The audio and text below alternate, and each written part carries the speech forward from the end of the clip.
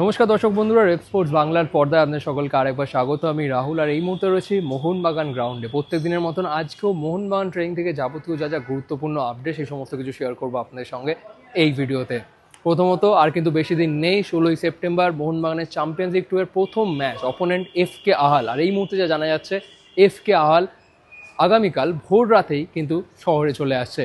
বলতে গেলে 13 তারিখ রাত 12:30 নাগাদ, ম্যাথমেটিক্যালি বলতে গেলে আগামীকাল ভোর রাতে তারা 12:30টার ফ্লাইটে কিন্তু কলকাতায় ল্যান্ড করবার কথা।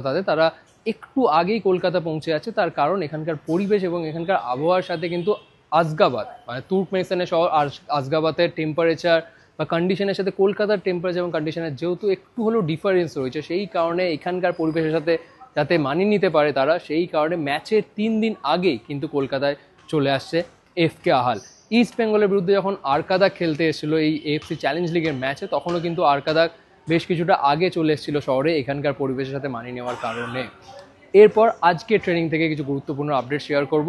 আজকে কিন্তু অনিরুদ্ধ থাপা, যিনি এতদিন মাঠের বাইরে রিহ্যাব করতেন, তার একটা চোট নিয়ে একটা চিন্তা ছিল, তিনি কিন্তু আজকে পুরো ফিট হয়ে দলের সাথে বল পায় অনুশীলনে যোগ দিলেন। এটা কিন্তু একটা স্বস্তির খবর মোহনবাগানের শিবিরের জন্য, কারণ 16ই সেপ্টেম্বর এফকে আহলের বিরুদ্ধে যে ম্যাচ, সেই ম্যাচে পরিকল্পনায় অবশ্যই অনিরুদ্ধ থাপাকে ভেবে রেখেছিলেন হোসে মলিনা, কিন্তু যেহেতু চোটের কারণে প্রায় 2 সপ্তাহ তিনি মূল দলের সাথে অনুশীলন করেনি, তখন কিন্তু শেষ মুহূর্তে কোচকে একটা চিন্তায় ফেলেছিল।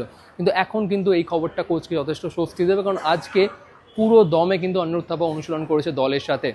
তিনি 1 সপ্তাহ আগে মতনই কিন্তু তিনি ফিট হয়ে গেছিলেন, কিন্তু যেহেতু সদ্য চোট থেকে তিনি রিকভারি করে এসেছেন, সেই কারণে তাকে নিয়ে খুব একটা তাড়াহুড়ো বা ঝুঁকি নেয়নি মোহনবাগান। তিনি পুরো একেবারে ফিট হতেই তাকে কিন্তু দলের সাথে মেন ট্রেনিংয়ে কিন্তু তাকে ইনক্লুড করা হলো। জেমি ম্যাকল্যান্ড, তাকে নিয়ে কিন্তু চিন্তা কেটে গেছিলো কয়েকদিন আগেই, কারণ গোয়া ম্যাচের আগের দিনও তিনি প্র্যাকটিস করেছিলেন দলের সাথে, এবং গোয়া ম্যাচও তাকে শেষ 10 মিনিট খেলানো হয়েছিল, যেখান থেকে একটা জিনিস পরিষ্কার, তার পিঠে চোট নিয়ে যে একটা চিন্তা ছিল সেটা কিন্তু পুরো কেটে গেছে। আর আজকেও কিন্তু জেমি ম্যাকল্যান্ড পুরো দমে অনুশীলন করলেন দলের সাথে।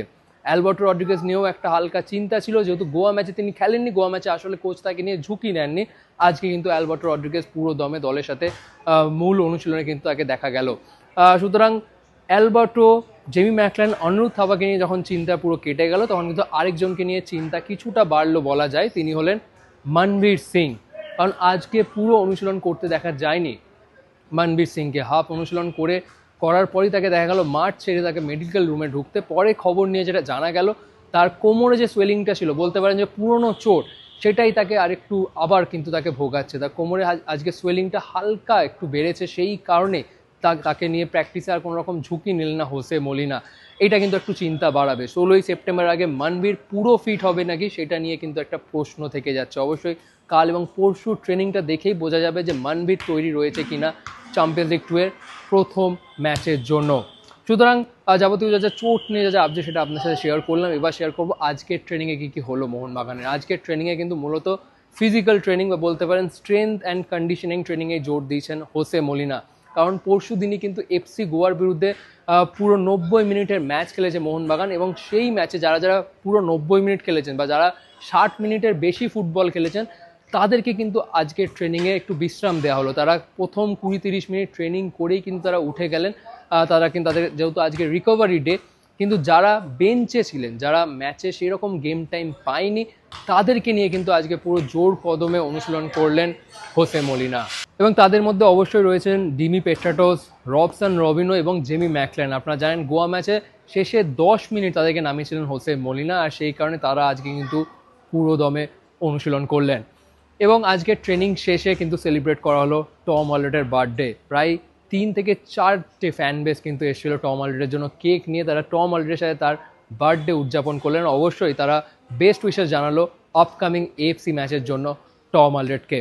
কিন্তু সবশেষে আরেকটা কথা মেনশন করতেই হচ্ছে যে 16 তারিখ যে ম্যাচটি রয়েছে এফকে আহালের বিরুদ্ধে, সেটা কিন্তু খুব একটা সহজ হবে না মোহনবাগানের জন্য। কারণ এফকে আহাল যদিও মোহনবাগানের এই গ্রুপের মধ্যে সব থেকে লেস কম্পিটিটিভ টিম, কিন্তু তারাও কিন্তু চ্যালেঞ্জ দেবে এই মোহনবাগান, সেটা বলাই যায়। এফকে আহাল কিন্তু যথেষ্ট কম্পিটিটিভ টিম, বলতে গেলে যথেষ্ট রেপুটেড টিম কিন্তু, কারণ তারা 2022-এ এএফসি চ্যাম্পিয়ন্স লিগেও কিন্তু তারা গ্রুপ স্টেজে কিন্তু বেশ ফাইট দিয়েছিল শক্তিশালী দলগুলোকে। সেখান থেকে বলাই যায় যে এফকে আহালের বিরুদ্ধে ঘরের মাঠে মোহনবাগানের জন্য কাজটা কিন্তু খুব একটা সহজ হবে না। আরেকটা প্রশ্ন থেকে যাচ্ছে, এএফসিতে যেহেতু 6 বিদেশির অ্যাডভান্টেজ নিতে পারবে মোহনবাগান, কিন্তু মলিনা কি আদৌ প্রথম একাদশে 6 বিদেশি নিয়ে কি তার প্রথম একাদশ সাজাবে, সেটা নিয়েও কিন্তু একটা প্রশ্ন। ট্রেনিং দেখে, এই কদিন ট্রেনিং দেখে যেটা জানা যাচ্ছে, সেটা খুব সম্ভবত যদি ভুল না হয়, শেষ মুহূর্তে কোনো অঘটন না ঘটে, হয়তো 5 বিদেশি রেখে প্রথম একাদশ সাজালেও সাজাতে পারে কিন্তু হোসে মলিনা। সেই ক্ষেত্রে ডিফেন্সে হয়তো 2 বিদেশি স্টার্ট করতে পারে। আপনারা জানেন অ্যাটাকিং হিসেবে রবসন, রবিন আর ডিমি পেট্রস কে থাকবে সেটা নিয়ে একটা ধোঁয়াশা, কিন্তু জেসন কামিংস আর জেই ম্যাকল্যান্ড খুব সম্ভবত প্রথম একাদশে থাকবে, এমনটাই কিন্তু জানা যাচ্ছে। যদিও এই পরিকল্পনা, কোচের কি পরিকল্পনা, সেটা নেক্সট 1-2 দিনে আরও পরিষ্কার হবে যে এফকে আহলের বিরুদ্ধে কয় বিদেশি রেখে বা কেমনভাবে দল সাজাতে চাইবেন হোসে মলিনা। আজকে ট্রেনিং থেকে এগুলোই গুরুত্বপূর্ণ আপডেট। আপনাদের কি বক্তব্য একেবারেই শেয়ার করতে ভুলবেন না কমেন্ট সেকশনে। আজকের এই ভিডিওটা এখানেই শেষ করছি, আবার আপনাদের সকলের সাথে দেখা হচ্ছে পরবর্তী ভিডিওতে।